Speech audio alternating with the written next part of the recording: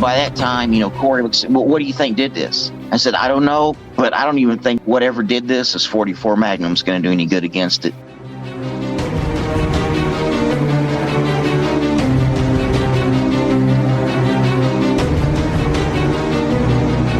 So I just told my cousin, I said, hey, get a couple guns up here and get them loaded, because whatever it is, we're going to drive right up on top of it.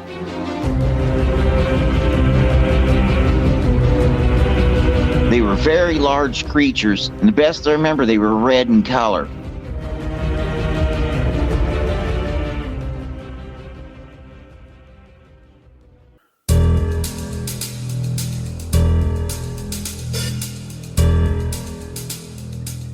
This is the Cryptid Creatures Podcast. I am Brian, and with me as always is my co-host Todd. What's going on, buddy? Hey, man. Not too much. How you doing? Doing great. Excited about this upcoming guest we got here. Me too. We got Ben coming on. He's been through several things here. He's talking about some different kind of creatures, maybe a dogman type creature, and UFOs. Some UFO kind of stuff going on. So UFOs. Kind of interesting episode coming up here. So could be exciting. Could be. Probably will be. So let's just bring him on. You ready? Right on. Let's get him. All right, here we go. Hey, Ben, welcome to the show. Hey, thank you all for having me. I'm honored to be on the show. Yeah, it's good. I haven't done a podcast in quite a while. We appreciate you coming on for sure. Yeah, we do. Yeah, I appreciate y'all having me. So Ben, you've had several encounters and paranormal things going on in your life. What was the first one that was going on with you, and how old were you when that happened? That I can remember, I would call what I seen. We used to have a cattle farm, and we had about 150 white-faced Herefords on probably 1,100 acres of ground. So, that was, everyday job, night, and day we'd go out there, we'd have to count the head of cattle and everything.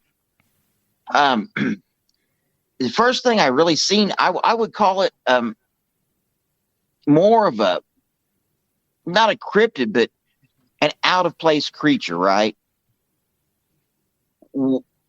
As me and my dad were out there, and we seen like off in the distance, probably 500-600 yards out, looked like 3 wolves. Okay, we knew they weren't coyotes because we coyote hunted all the time, on the land to keep them, that, and we had half breed, but coyote coy dogs that would attack the calves and that. We knew we could see them off in the distance. These were not dogs. These were not coyotes. They were very large creatures, and the best I remember, they were red in color. And of course, on the farm, we always carried a gun with some type of rifle.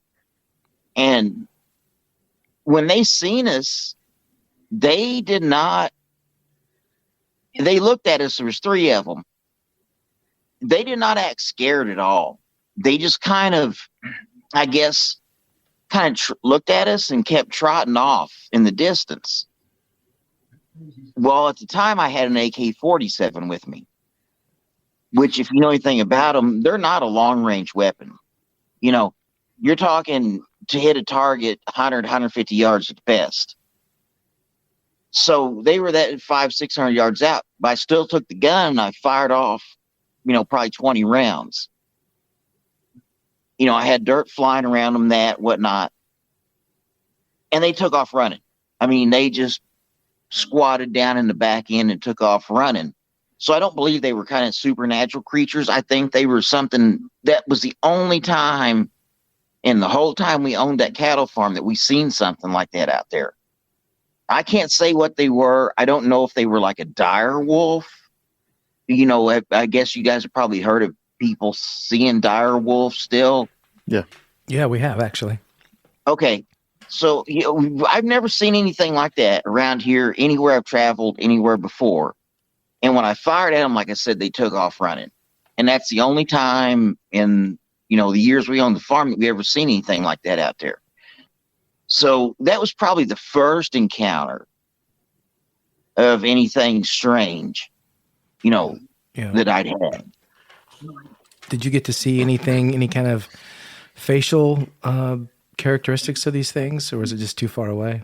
Well, yeah, I mean, 500-600 yards, yeah, I could see them. They were really large in the front, but like when they went down, it's almost like a hyena, kind of. In the back end, they were small. Um, if you know what I mean, they Yeah. were really large in the front, kind of reddish color, and small in the back. Were these things? But, you think these things were bigger than hyenas? oh yes, yes. Okay. So, but before that, the guy we had the farm with, my dad he had cattle too on the land. He knew I was interested, in the paranormal and stuff. And he had told me one time, more than once, that he thought he had seen a hyena out there on that land. So, I believed him. The guy he was an older man. He had no reason to lie about nothing like that. Right. And then one day we see 3 of these creatures, and I believe that's probably what he's seen, is what we saw. But yeah, they were bigger than hyenas. They had more fur. Did you notice did they have a snout? Yeah. Oh, yes. They had a protruded snout, like a wolf. Yes, absolutely. They did that. They did have that. Were they strictly 4-legged? Did you see any stand up? Yes. No, they never stood up. They were strictly 4-legged creatures. Even when I fired at them, they stayed on all fours and ran. Okay. Wow. Maybe there's some hybrid overgrown hyena cryptid out there running around. It could be. I just, I say they were, just at some kind of out of place. They shouldn't have been there in this part of the country. Right. It was something we never seen before and we never seen again. Did you ever go look for tracks over there where they were standing or walking, or you didn't? We never found any tracks. No. And I was out there every day, like I said, day or night. Me and it was my dad and the guy we owned, and my best friend Corey. We would go out there every day because we had to. We had to count, our cattle, the head, and we had, if they weren't there, we had to travel the whole land that we owned to try to count the head of cattle. No, I never found any strange tracks there. And none of your cattle ever came up missing? Oh, we had cattle die. Yeah, stuff attacked them. Okay. We just blamed that on the coyotes and the wild dogs there, which, we shot all the time. Mm-hmm. I don't know. It was just that one time in that 1 week that we seen these strange 3, wolf-looking creatures. Right. Do I believe they killed any of our cattle? I doubt that. Okay. I do doubt that. But skinwalkers. Skinwalkers are Navajo. I can tell you some about skinwalkers because I was friends with the late J.C. Johnson, if you guys ever heard of him. No.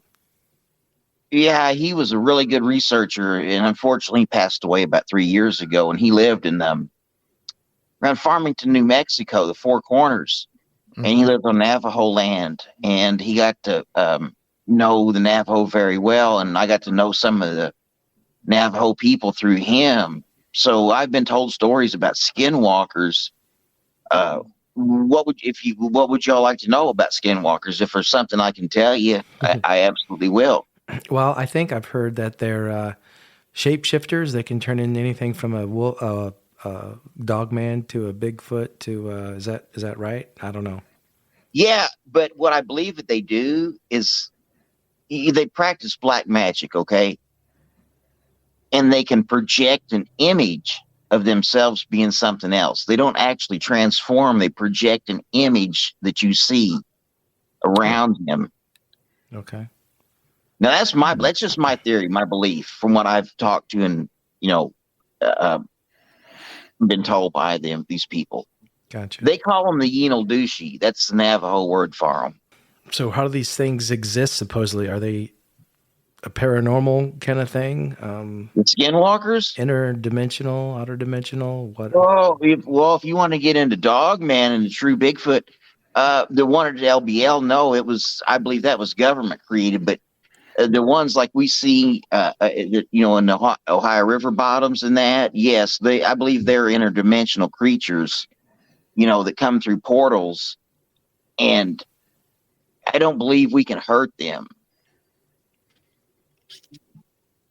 just because they're not from this world. Mm-hmm. Right. You think that's Now, do I believe there's government created ones? Sure, absolutely. For what happened to LBL, knowing Roger's story and that, yes, that they can absolutely be hurt and die. LBL stands for Land Between the Lakes in Kentucky. Okay, gotcha. I knew that. I couldn't remember the words. Yeah. I knew it was been something. There many times. It's only 2 hours from my house. I mean, all right. when I was a kid growing up, my grandma and grandpa in Kentucky, they kept a camper trailer there, and we go down there and stay. But I've been there many times, so. So what else? So you got another? Do you have another? Tell us about a big. You want to hear about the UFO encounter and that happened about 6 miles from where I live in this? Okay. Yeah. Tell us about that one. But before I get into that, there's another story that happened right there in the same area. This was about 1991. I didn't have my license yet. It's me and my best friend Corey, and we were, riding a four-wheeler back there on land close to our farm. And we rode up, into woods where there was a clearing at. And he said, Ben, look over there. There's a brown burlap bag. And I got to look and I said, yeah, you know what? Yeah, it is. There's something laying there, Corey. It looks like a brown burlap bag. So you got to remember, being out here in the country and the farm, I always carried a weapon. And at the time I was carrying a .44 Magnum. So we get over there to it, and the closer we get, I'm like, that's not a burlap bag. It's not. We get up there closer to it, and it's a pig. It's the dead pig, right? Well, when we stop the four-wheeler and get off, I walk up there and I'm looking down at the pig. There is no blood in the pig. None on the pig, none on the ground, none on the grass. It has been cut from its neck all the way down to its gullet, sliced open. No blood.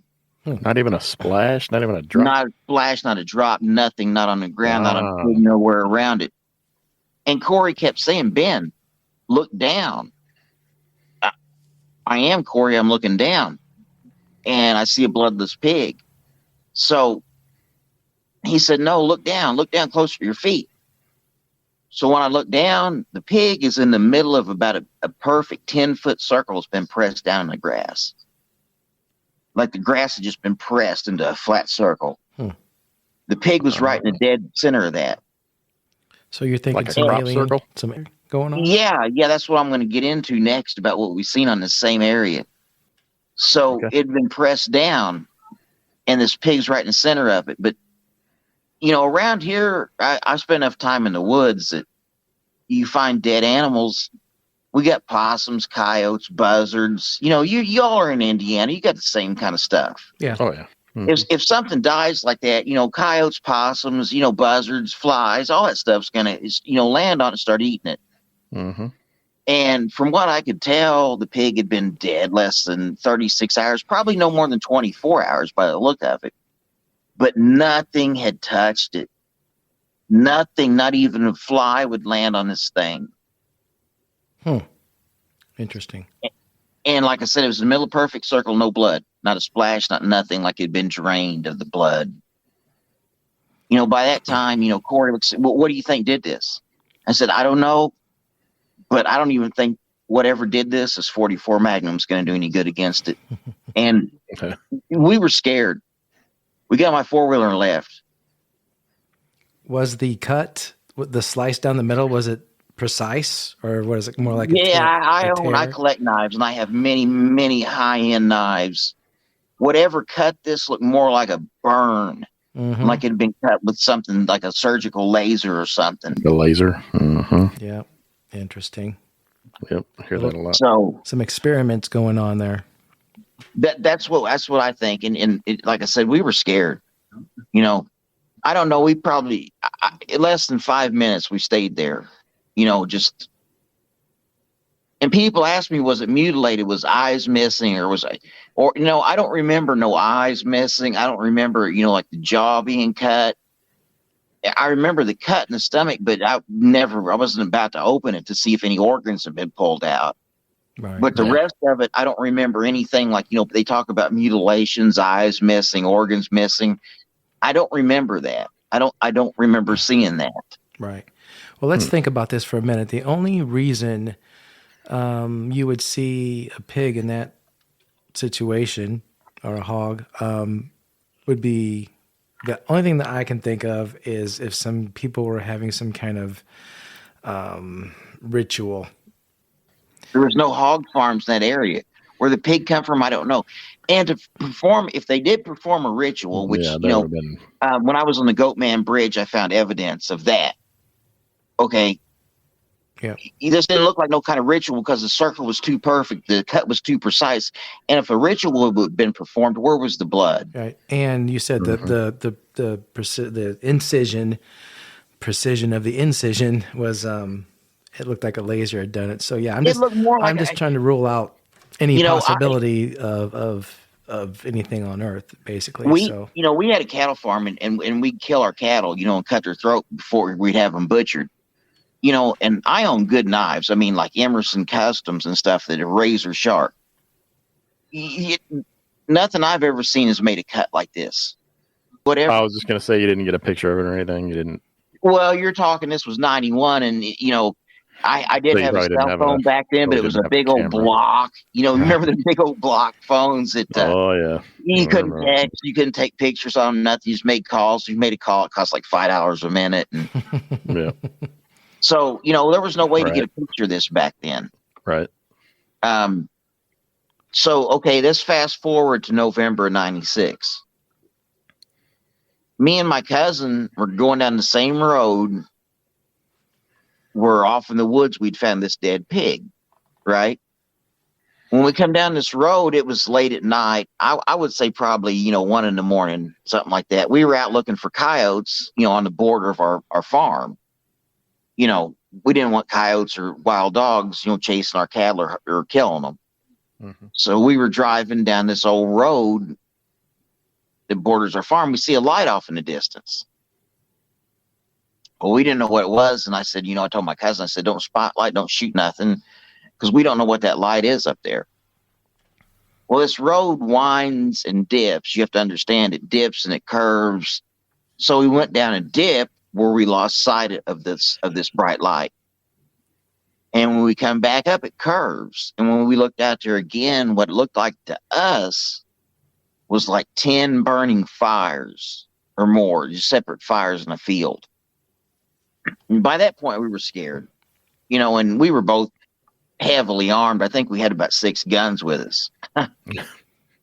We always carried a lot of guns, to shoot coyotes or whatnot with. Mm-hmm. So even at that point, we knew when we seen that light, we were going to go around another curve and lose sight of it. So I just told my cousin, I said, hey, get a couple guns up here and get them loaded, because whatever it is, we're going to drive right up on top of it. We did. And when you come up there, there's a gate and it goes down to a lake. We look down there and there's this big disc, this big silver metallic disc. And I couldn't tell you guys for sure if it was sitting on the water. I believe maybe it was hovering maybe 5 to 10 foot above the water. It was hard to tell, but the weirdest thing about it, okay, it had like an X pattern of lights going over the top of it on this disc. And they were different colors. But the weirdest part, at the bottom sides, it was shooting out, what it looked like was a reddish orange fire out of the sides of the bottom, all over it, like these ports. And like, okay, if you're driving down the road at night and you see car headlights and it's giving off a reflection, you can kind of tell what kind of vehicle it is from the reflection of the headlights. Mm-hmm. Even though this thing was glowing bright orange red out of the bottom, it gave off no reflection, none, zero. And, you know, we might have seen it, to tell you the truth, that close for about 3-4 seconds because we were driving. We rounded the curve, and the field right there is a field that we farmed. We baled hay out of this farm for our cattle. So we come around there, and my cousin kind of looks over at me, and he's like, Ben, what was that we just saw? And I looked at him, I said, I think you know what it was we saw. He's like, yeah. You just stop, and we need to take another look. And I said, no, I don't know. I don't want no part of that. Even with these guns, no. And we got up, maybe, I don't know, I'm going to say in between a quarter and a half mile, and there's a railroad tracks that's on a hill, right? And he said, Ben, stop. You got to see this. And when we got on top of this hill with these railroad tracks, he said, you got to see this. So I did, and I grabbed my AR-15, and I threw the bipods out, put it across the hood of my truck, looked through the scope, and I watched this thing take off through my scope. And it rose above the treetops, right? But the orange flame was no longer coming out of the bottom. That was gone. Now the lights, the X pattern of lights over the top was still there. And I kept watching it, It rose slowly. It made no noise. But when it got to about where cloud level would have been, it just vanished, gone, boom. Wow. And that was from where we found the dead pig. As the crow flies, way less than a quarter mile. It was right on the same road. Wow. Did you get an idea of how big this disc was? Yeah. It was the size of I don't know, a small house, I would reckon. Fact. Something was in it. I can't. Like I said, I tell the truth. I don't know if it was a government, project, or it was an alien project. Whatever it was, it scared us so bad. When we got back to where I lived at the time with my girlfriend in the trailer next to my grandparents, we walked in the door, and my girlfriend said, "What happened to you guys?" She said, "You're ghost white pale. You have no blood. It looks like you're just..." She thought we'd come up on a bad wreck, right? And then we found like people, in a wreck that had been hurt, and killed, and were really like mutilated, and it affected us. Mm-hmm. Well, it took us a while to even talk about it. And we finally told her what happened and what we saw. And when we told her that, she said, "I absolutely believe you." And, that night, I never slept. We went back to the bedroom, and I laid in the bed. I had a Freedom Arms 454 Casull revolver laying on my chest. Never slept. My cousin was laying on the pull-out bed by the front door, and he had an H&K USP 45 laying on his chest, because we thought the whole night something was going to come through that door. Wow. That's how scared we were. So I don't blame you. How close were you to this disc when you guys were driving? I mean, I judge things in yards, guys, because, I shoot, and I judge stuff in yards. I would say 75 yards at the most, because it's down a hill. We were right on top of it. Mm-hmm. Right on top of it. And it was down was it a lake or a river? What did you say it was? It was sitting on a lake. It was we got old mine strip cuts around here, and that's what I live on. The lake, it's an old mine strip cut that filled up with water. Okay. And this is what that was. It was a big lake, but it was an old mine pit that had been stripped out and filled with water. And it was sitting right there on the edge of it, not like in the middle, but like where it come up in the end of a channel, and it was sitting right there. Are there a lot of houses around that at lake? The time? No, there was a couple people that had like a getaway, like a little cabin close to there. It was like a weekend retreat. Mm-hmm. And we went past it, but I don't remember, because my mind at the time was not focused on if people were there at that cabin. We were in shock and scared. Mm-hmm. So if they were there or not, I don't know. I'm going to rule out government activity, only because If they had a ship like that, what are they doing down by some lake in, where was this at? Western Kentucky? Southern Illinois. Southern Illinois, Pygmy sorry. What are they doing? Why would they be doing that? I don't know, but we went back the next day, and I'll tell you guys this. We went back the next day, me and my cousin, to see if we could go down there and find any kind of markings or whatnot of where it was setting. There were vehicles out there we'd never seen in our life. Were they black? No, the ones we've seen were white, and one of them. Okay, I've done residential construction, so I know about siding and stuff like that. Right. We seen a van, and this is a small area. You have to understand. I live in here. There's not, the population's small, so we know most of the contractors, their names, whatnot. I remember we seen a van. One of the vehicles was a van pulling a trailer, and it said, so I can't remember the name, but it was siding. And the trailer had an air conditioner on the top of it, and there's no reason to air condition siding. You don't air condition house siding. There's no reason to do that. But we plainly remember seeing that. And there was a couple other vehicles on that road too. So we couldn't make it down to the lake that day. There was other vehicles out there we never seen.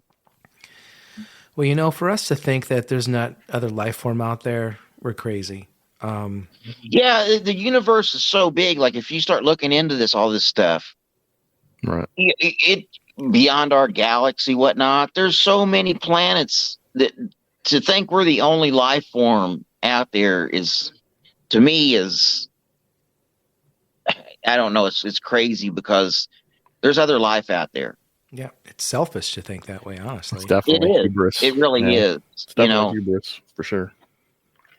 Yeah, I mean, as vast, like you said, as vast as the universe is, for us to think that there's not something else out there, and look at it religiously or not, you would think if God's going to create Earth and us on the Earth, why wouldn't He do other things out in other places? Why would it just be us? Why not? So, and how do they get here? I believe they, if you look at black holes and study stuff like that, I believe portals would behave the same as a black hole. There's wormholes, and to do that, you have to cross something called an event horizon, which is a point of no return. When not even light can escape once it crosses an event horizon. It sucks it into a black hole. So to get out of something, a portal or something like that, I believe, my theory, you would have to travel faster than the speed of light. And you would have to be in something that could withstand that kind of magnetic gravitational pull. So these life forms, I believe, are way highly advanced than we are, and they can do that. Yeah, I believe that too. And that they've got some kind of something wherever they're from that allows them to have these shuttles, so to speak. They're spaceships that they can maneuver and control, that are quiet, that are, seem to be magical. That's the only explanation I have for, I've seen many UFOs around here, but that one was up close, and then watching it through my rifle scope, and for it to just vanish in the blink of an eye, that has to tell me it's moving way faster than the speed of light. Yeah, I've seen some of those videos where I was just watching one the other day. A guy was filming out of his window of an airplane, and a little smaller UFO come just darting up out of nowhere from the right side of the screen, just boom, and there it was, and it just kind of stopped and was just hovering, kind of following the plane, and then just zoom, gone, like just zapped. It just took off back the way it came. We also see another one. My cousin was with me again around here, and it looked like a blimp type object in the air, and it dropped something smaller out underneath of it, like a smaller object come out underneath of this big blimp object. And, it was during the day, so we could plainly see it. And it was going south of us. So I turned around, and at the time I had a Cobra Mustang, a new one, which they were pretty fast cars. Oh, yeah. And I mean, we tried to chase it. I mean, I floorboarded. We tried to chase these two things, and I couldn't even keep up with them in that, and they vanished. Where was that at? Was that same place? Yeah, it was right. It was right outside town called Elkville, Illinois, which is maybe 15 miles from where I live. Mm-hmm. Do you think? And it was during the middle of the day. I mean, guys, this was like 1 in the afternoon. It was just the middle of the day. That's crazy. Wow. Did anyone else report that first UFO or that UFO you were talking about a second ago by the water? Did anyone else? I don't believe, because, like I said, there was only one. They had like a cabin type place out there, and like I don't know. I don't remember any lights being on there. I wasn't even worried about looking at the place when we went past it, because I was in so much shock and we were scared. And I never got a chance to talk to the people that lived there or anything. They would have been the only ones, if they were there, even. That was just like a weekend getaway. Even if they were there, I don't know that. I think if they were there, they would have had to have witnessed it, because they would have been so close to it. Mm-hmm. You want to talk about the river bottoms in Kentucky that Bart Nunley's wrote about in his books, Mysterious Kentucky, Volume 1 and 2, The Inhumanoids, some of the stuff I witnessed that he has down there? What'd you see? Well, one of the big things that we seen, we were down in Geneva in the bottoms one day, and there was this it wasn't old. I take that back. Somebody had built a hunting lodge right there on the banks of the Ohio River. And whoever built it had to not know really anything about that area, because the Ohio River floods really bad every year it covers the road and it floods way up into there. So whoever built this lodge they didn't know that it would flood. Mm-hmm. So, after it flooded, it ran up into this new lodge they built and completely ruined it, pouring mud and water and everything inside of it. And there was an old tobacco barn. I get what, in Kentucky, there's tobacco barns where they hang it upside down to let it dry out in these old barns. Right. Yep. So we decided one day, hey, it's dried out. We'll go in this hunting lodge and see what it's like on the inside, because all the mud had turned to dirt by then. And at the time, we were heavily armed, like we always were. And we were walking through there just checking it out. I bet there was probably, 5 foot of mud turned to dirt on the floor in this new hunting lodge. It was built. It was ruined. So we kind of get back there behind it and start checking out this old tobacco barn. Well, it had a lean-to coming off of it, right? Like if you got a garage, a lean-to where you can pull like a lawnmower or a car or whatever underneath of it. Mm-hmm. There was a camper trailer underneath this lean-to, right? Older one, I would say probably early 70s, late 60s model. I think single axle, best I can remember. We get up to it. The door's almost ripped off of it. The top hinges are tore off. It's hanging on by the bottom hinges. The best I can describe to you guys, there was a smell coming out of it, and it smelled like wet dog. Mm-hmm. So, we decided to go into it. We both had, assault rifles and pistols on us. So we decided to go in there and check it out. And when we got in, first walked in, there's a living room area, right? It had just been destroyed. I mean, just destroyed. And there was claw marks on the wall. The best I can remember, it was like 3 claw marks everywhere. Walls, here, just clawed. There could have been 4, maybe the nail was shorter. I can't remember. This was happening so fast. We already knew from going back there all these years, this was, a paranormal, like Bigfoot hotspot. Mm-hmm. So, we get in there, the stronger the stench gets, right? It starts smelling just like more of this wet dog smell. And we could tell it was coming from the back of this camper trailer. So, we both decided, hey, we're in here, you might as well check it out and see what's there. You go first, I'll go behind. He goes first, and I've got my back to him. The first thing we see is a little room off to the side, like, a spare bedroom. Look in there, nothing's there. No blankets, no mattress, no nothing, just empty room. We get back there, closer we get, there's, the back, the big bedroom. And he said, "You ready to go in there?" "Yeah, let's go. We're here. We might as well." We went in there, and the stench, guys, was overpowering at this point. I don't, we used to go back there bow fishing in these bottoms too. When the river flooded and it kind of receded, you could go back there and you could bow fish at night. And I know, my cousin had some kind of big log, huge rock thrown at him out of nowhere, and it splashed, landed by him. Wow. Yeah, not a human throwing that, probably. No, not that size. Not that size of. You couldn't tell if it was a rock or a tree, but whatever, he's seen it, and whatever is huge, and there ain't no person going to throw something like that. Right. No. Well, you've had the UFO experience. It sounds like you've had a little bit of the Bigfoot experience. Yeah, I've had ghost experiences. I mean, do you think aliens and Bigfoot are related in any way? I think they're all related. They're all interdimensional creatures that are evil. Okay, go into that a little bit. What do you want to talk about there on that? Well, you say they're interdimensional. Where do they reside? Are they? I believe they're.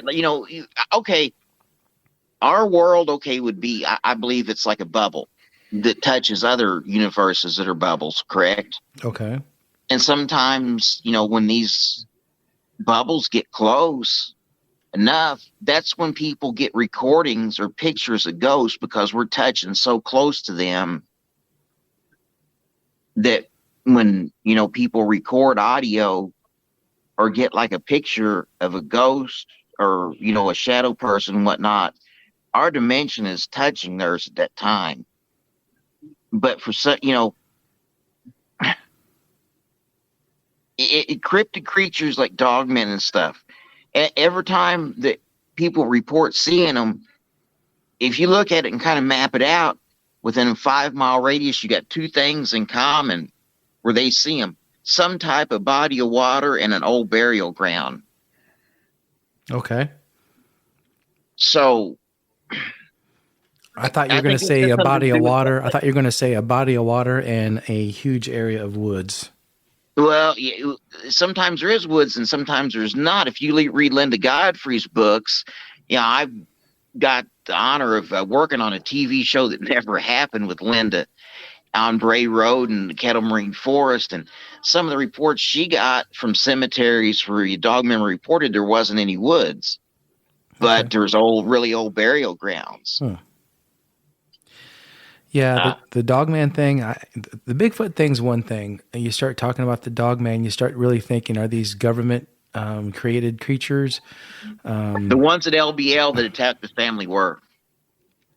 They just don't seem as normal, I guess, as I would say, as a Bigfoot would. Because they shot the ones at LBL, Roger and the dad did. And he said, Ben, it poured buckets of blood out of it before it died. He said it just bled and bled from the wounds. He said, you can't believe how much it bled. And then it died. It crawled up in a tree and died. Okay. Did they do anything with it? But there was two of them. Now, there's two of them. And now, for the record, Roger has never said they were dogmen. Ever. He said he did not know what these creatures were.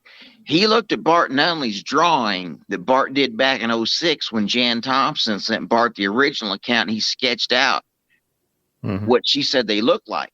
And Roger said that's the closest thing that they look like is his drawing. But he has never once stated that they were. People get that wrong. He has never said that it was a dogman. He said he did not know what these creatures were. Mm-hmm. There's a lot of variations of things out there. We've heard of devil monkeys. Yeah, devil monkeys, sure. Yeah, I've heard of them, in Texas when I was down around Texas, traveling several times around that area. It just makes you wonder, these things, where are these things coming from? Are these natural? I believe, they paranormal, they government experiment, what the thing hell about is going LBL on is it's only like 30, a little over 30. It's like 32 miles from Fort Hopkins. It's a big military base in Hopkinsville, Kentucky, that runs down even in Tennessee. All right, just so happens 160th Special Aviation Group is stationed there, and they're better known as the Night Stalkers. Have you ever heard of them guys? Not in the No. not the ones you're talking about. No. Okay, the Night Stalkers are you've heard of when there's UFO crashes and black helicopters show up to retrieve the crash. Yeah. That's them. That's the Night Stalkers, 160th Special Aviations Group out of Hopkinsville, Kentucky. Okay. And it just so happens they're just like 30 miles. And Rogers told me, he said, when this LBL incident happened, he said, Ben, they showed up so fast. He said, even 30 miles away, they couldn't have got there that fast. So I think they knew that these creatures had escaped and they were tracking them. Mm-hmm. And this happened April 7th of 1982. So people are out there, they're getting it wrong. They're saying this family was from Florida. It was a doctor. No, it was not. It was a family, an Amish family that had been excommunicated. I don't know if you know anything about the Amish religion. Yeah, a little bit. Okay, well, I guess somehow Brian's half Amish, just so you know. There you go. Okay, well then maybe you're gonna know what I'm talking about. They'd been what would you call it? Excommunicated. Yeah, what's what's called? This family had been excommunicated and shunned. They were shunned. Shunned, and they were living on some land that a family member of Rogers owned, and he got to befriend the son because the boy was around the same age as him. And what happened at LBL is they all went down there on a weekend, just a weekend getaway, April 7th, 82. And it was right around dusk that these creatures come out and attack the family. What kind of creatures attack the family? Well, people say dogmen, but Roger never stated. He don't know. He said, I don't know. He said they had a snout and then they looked like Bart Nunley's drawing. Okay. I've heard people say, 3 Sasquatches. No, that's not the story. And the story's not, the family was from Indiana. They were Amish. There's 4 of them, a dad, a mom, a boy, and a daughter. And if you read the original reports, it says the bodies were mutilated. No, they were not mutilated. That's wrong. But they were all killed? All of them but Roger. Okay. Wow. So he didn't like Amish after people Roger either. fired the first shot, he went under the motorhome and hid, which, hey, I can't blame you, man. If I seen something like that, I don't care what kind of gun I got. I'm going to hide too. Right. And I've heard people say, he couldn't have hit under there because the drive shaft would have burned him. Okay, I've worked on cars. The drive shaft don't get that hot. And first off, it'd been parked and sitting there. So it wouldn't been, even if it would have heated up a bit, it wouldn't have been hot. So yes, he did hide under there. And, that it was just very shortly after that these government officials showed up there. Yeah, well, there's definitely some government connection with everything going on for sure. Sure, absolutely. They've covered up so much, guys. Mm-hmm. It's unbelievable. I don't trust the government. Who does? Yeah, right. Who does exactly? Are we supposed to? We're supposed to trust them. We can't. I mean, as much as they've lied, they killed John Kennedy. They killed Martin Luther King Jr. Oh yeah. Am I going to believe anything they say now? No. I'll tell you this much. One of the reasons I love doing this show is because I know that Bigfoot's real. I know creatures are real, and I know the government's covering. I know that the government's covering them up. They have to be. Yeah. They are. So anyway, we can strike back and get these people on like you and talking about things and encounters and people hearing these things over and over and over to get more convinced. Get it out there. To fight back a little bit and say, hey, quit covering stuff up.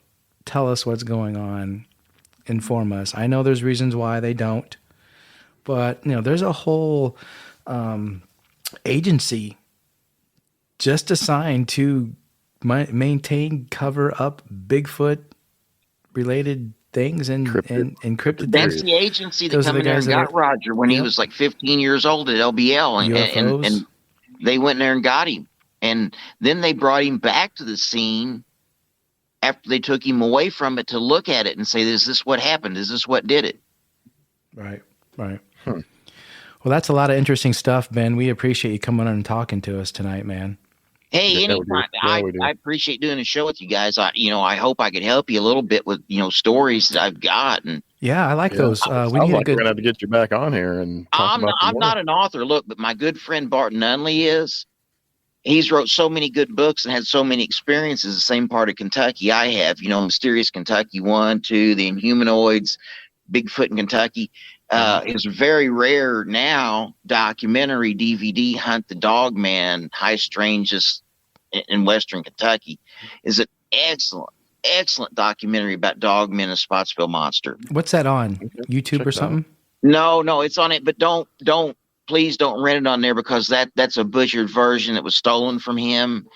The true version I've got right here, you have to look. The true version is an hour and 15 minutes long. Okay. Maybe you can send And it I to know us. that's the real version. I was sitting at his house and his table, and he pulled it out of a box and signed the cover and the disc and handed it to me. Oh, cool. Well, we'll have to check that out. But books. people asking, please don't rent it off Amazon because it's anything like that's butchered. It was stolen from him without his permission.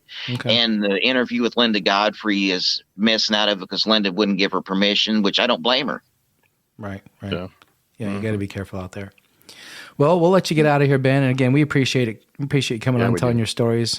We love a good UFO story. Yeah, and I wish I had time to go into the TV show that never was. I went up there and filmed with Linda and on Bray Road and that, but maybe a story for another time. Yep. Yeah. We'll get you back on and talk about that. Heck yeah. And I was talking to Roger, and maybe he's not feeling well at the time, but maybe we could get him on here too, or Bart. Sure, absolutely. We'd like to talk to him. Yep. Talk to him and let us know what he says. Sure. I thank you all for having me. I really appreciate. Thank you for taking the time to come on here. Hey, no problem. Sure. And like I said, I did it because I listened to y'all's podcast, and you all are honest, and you represent everything respectfully and truthfully. Yep. And that's why I agreed to do it with you. Thank you. That's we appreciate why we started it, man. this. Yep. And that's why we started. Yep. So, I'll help you all promote it in whatever way I can. So Awesome, man. Hey, it's no problem. And I appreciate, taking the time to talk to me. Absolutely, man.